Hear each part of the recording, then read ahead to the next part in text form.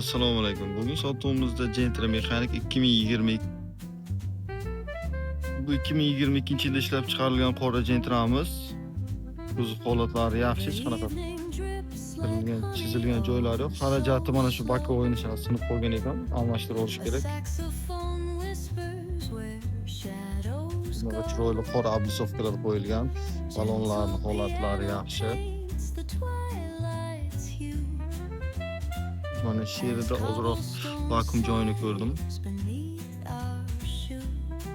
Mashinamiz narxi chiroyli. O'zidan ham o'ta chiroyli narxda, xudo xolasa narxini ham aytamiz. Yo'qsa narxi bitta like bosasiz shu videoga. Ichki holati chiroyli chiqonlar taqilgan.